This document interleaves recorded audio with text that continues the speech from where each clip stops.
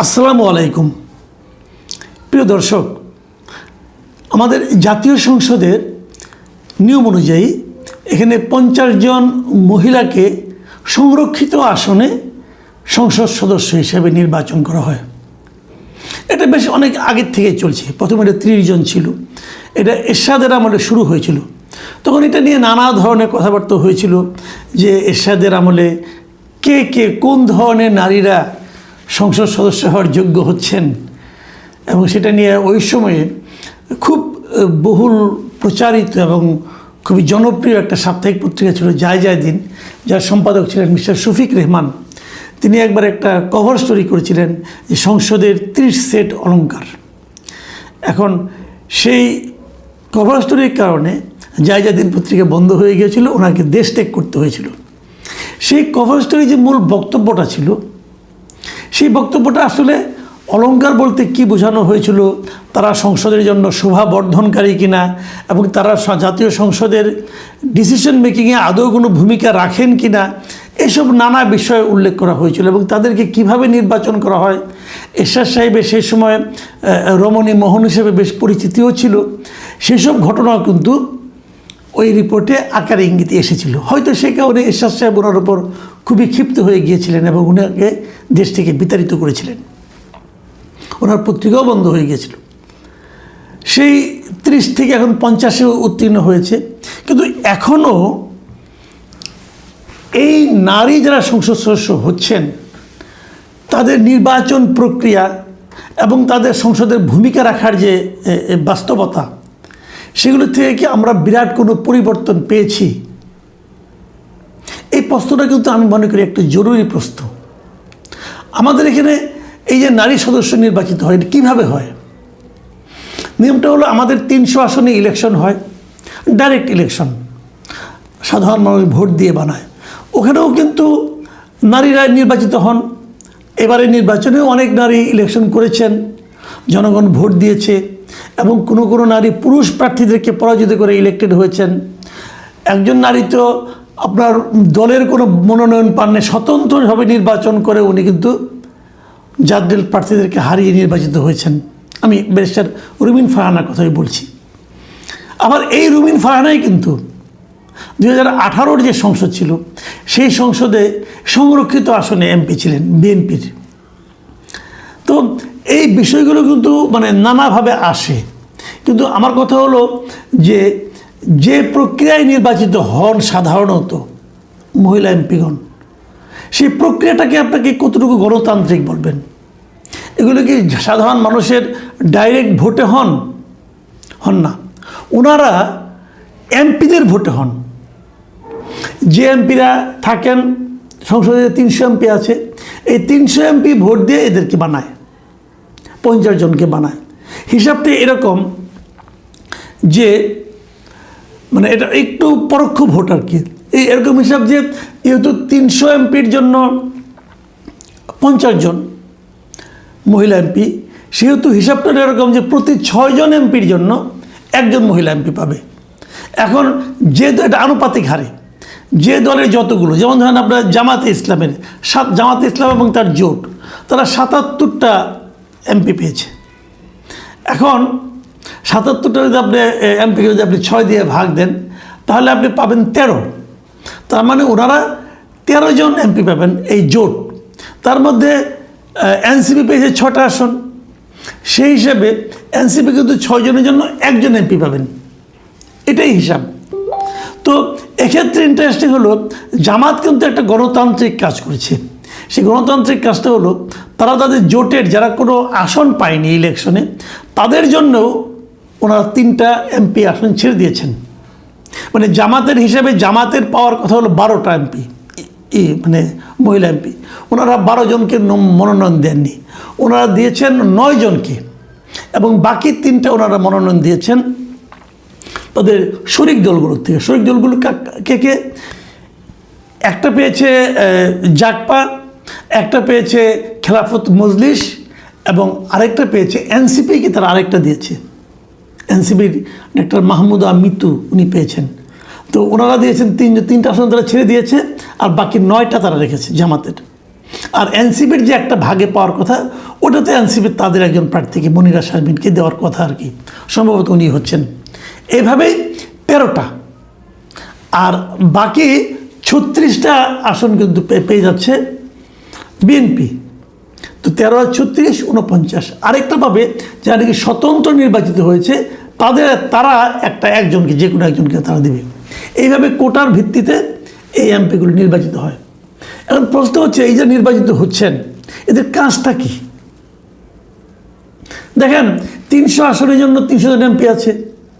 এখন একজন মহিলা এমপি, ওনার জন্য কজন, মানে 50 জন এমপির জন্য 64টা জেলা, তাহলে 50টা জেলায় 50 জন থাকতে পারবে, তাহলে আর 14 জেলার কী হবে? তখন এই নিয়মটা করা হয়েছে যে কেউ 2টা জেলা পাবে, ছোটো ছোটো 2 জেলা, কেউ একটা জেলায় পাবে। এইভাবেই তারা ভাগ করা হয়। এখন ওই এক জেলায় মনে করেন 4টা সংসদীয় আসন আছে, অথবা 8টা সংসদীয় আসন আছে, থাকতে পারে। তো সেখানে কিভাবে এটাকে আপনি হ্যান্ডেল করবেন, এই বিষয়গুলো নিয়ে কিন্তু একটা জটিলতা আছে। এবং এই যে মহিলা এমপি নির্বাচিত হচ্ছে, এটা কিন্তু আমাদের সংবিধানের আলোকে হচ্ছে। সংবিধানে বলা হয়েছে যে মহিলা এমপি নির্বাচন করতে হবে 50টা, কিন্তু এটা বলা হয় নাই তাদের কাজটা কি। সংবিধানে কি বলা হয়েছে? বলা হয়েছে যে সংরক্ষিত আসন থাকতে হবে এবং সেটির সংখ্যা বিভিন্ন সময় পরিবর্তন করা হবে। আগে ছিল 30টা, তারপরে হয়েছে 45টা, এখন হচ্ছে 50টা, আগামীতে আরও বাড়তে পারে। তো কিন্তু তারা আসলে কি কাজ করবে, তাদের কাজটা কি হবে, এটা সংবিধানে কোনোভাবে ক্লিয়ার করে লেখা নাই। তার মানে সরকার তাদের অনুগ্রহ করে, দয়া করে যতটুকু কাজ দেন ওনারা ততটুকু কাজই কেবল করতে পারেন, এর চেয়ে বেশি কিছু না। এটা আসলে ওই যে একবার শফিক রহমান অলংকার বলে বিপদে পড়ছিলেন, আমি অলংকার বলতে চাই না, কিন্তু মূলত এটা শোভাবর্ধনের মতোই আমার কাছে মনে হয়, 2-1টা ব্যতিক্রম ছাড়া। তো এরা আসলে, তবে সংসদে যখন তারা বসবে, তারা কিন্তু সংসদে ভোটের ক্ষেত্রে সমান ভোট, পুরুষ এমপির যে ভোট তারও সেই সমান ভোট, পুরুষ এমপিরা অতটুকু আলোচনা করতে পারবে, মহিলা এমপিরাও সেই সমানভাবে আলোচনা করতে পারবে, তারা বিভিন্ন পয়েন্টে কথা বলতে পারবে। এইগুলো জায়গায় তাদের পাওয়ার ঠিক আছে। বেতন ভাতা পুরুষ এমপিরা যেরকম পাবে, মহিলা এমপিরা ওরকমই পাবে, কাজে ওই জায়গায় কোনো সমস্যা নাই। কিন্তু নির্বাচন প্রক্রিয়ায় সমস্যা। এই নির্বাচনটা ভালো হতো যদি সরাসরি ভোটের মাধ্যমে হতো। নানা রকম প্রস্তাব কিন্তু ছিল, এবার যে সংস্কার প্রস্তাব ছিল সেখানে কিন্তু নানা ধরনের প্রস্তাব ছিল, কিন্তু বেসিক্যালি বিএনপির মানে আপত্তির কারণে সে সমস্ত প্রস্তাব খুব একটা হালে পানি পায় নাই। একটা প্রস্তাব তো আমার খুবই পছন্দ ছিল, সেই প্রস্তাবটা এমন ছিল যে মহিলা এমপির সংখ্যা আসলে 100 করা হবে। 100 করে হলে, এই 100 তারা বলতে যাচ্ছে যে এই যে আমাদের যে 300 আসন আছে, এই আসনের সংখ্যা বাড়াই দিচ্ছে, তারা 400 করবে, 400 আসন করবে, এবং এদেরকে ঘুরিয়ে ঘুরিয়ে করবে। ঘুরিয়ে ঘুরিয়ে কীভাবে? যেমন আমি উদাহরণ দিয়ে বলি আপনাকে, যেমন ধরেন এখন 100, এই 400 আসনের মধ্যে 100 আসন ঠিক করবে যে এই 100 আসনে কেবল মহিলাই প্রার্থী থাকবে, কোনো পুরুষ প্রার্থী থাকবে না। সব দলের ক্ষেত্রে 100টা আসন তারা ঠিক করে দেবে যে এই 100টা আসনে সমস্ত দলকেই কেবলমাত্র মহিলা প্রার্থী দিতে হবে। তাহলে মহিলা প্রার্থীর সঙ্গে অন্য দলের মহিলা প্রার্থীর একটা ভোটের লড়াই হবে। আবার 5 বছর পরে যখন আবার নতুন নির্বাচন হবে, তখন এই 100টাকে বাদ দিয়ে অন্য 100 আসনে কেবল মহিলা প্রার্থী দিতে হবে। এই যে সংরক্ষিত 100 আসন করে মহিলা প্রার্থী দিতে হবে, এইভাবে ঘুরে ঘুরে ঘুরে ঘুরে 4টা টার্মে সমস্ত দেশেই কিন্তু মহিলারা কেউ না কোনো, মানে এক একটা জায়গায় 100 জন করে মহিলা এমপি হবে। এই নিয়মটা আমার কাছে খুবই পছন্দ হয়েছিল। এর বাইরেও যে মহিলা প্রার্থী হতে পারবে না তা না, তাও পারবে।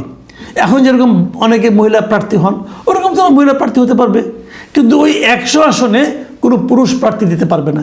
এরকম নিয়ম কিন্তু ভারতের সংসদ নির্বাচনে নাই, কিন্তু ওদের যে স্থানীয় সরকার নির্বাচন সেখানে এই ধরনের নিয়ম কিন্তু আছে, যে বিশেষ বিশেষ এলাকা থাকে যে এই 5 বছর এই এলাকায় গেলে মহিলা এমপি হবে।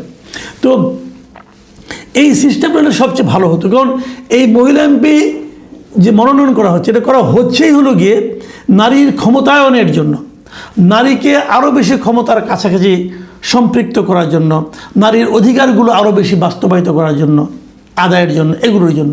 কিন্তু যে প্রক্রিয়া আমাদের এখানে মহিলা এমপিরা হন, তাদের আসলে এই সমস্ত ক্ষেত্রে তেমন কোনো ভূমিকা রাখার সুযোগ থাকে না। এবং তারা কোনো ভূমিকা রাখতে পেরেছেন এমন উদাহরণও আপনি দুই একটা ক্ষেত্র বাদে পাবেন না।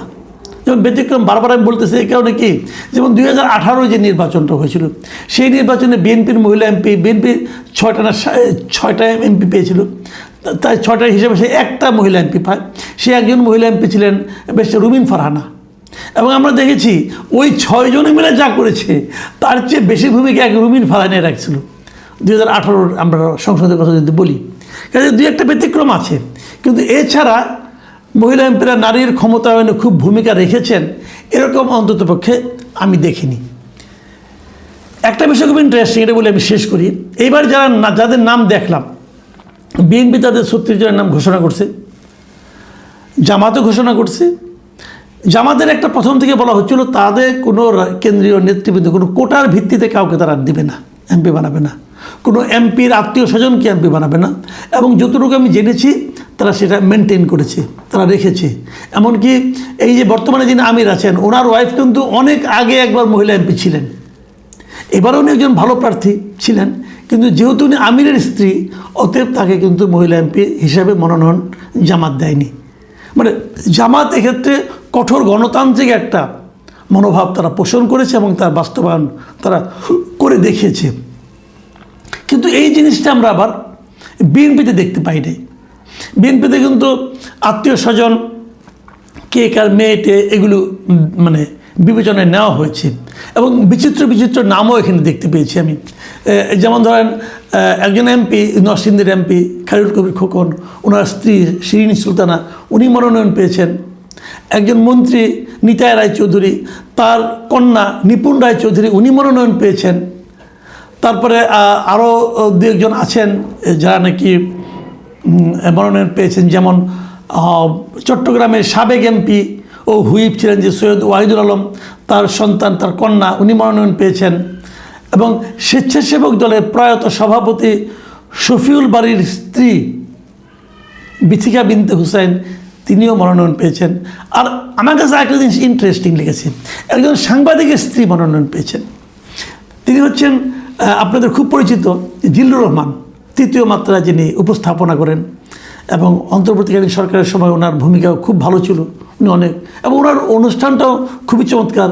টকশোর ক্ষেত্রে তাকে আমি পায়োনিয়ারই বলবো, উনি বাংলাদেশের টকশোটাকে জনপ্রিয় করেছেন।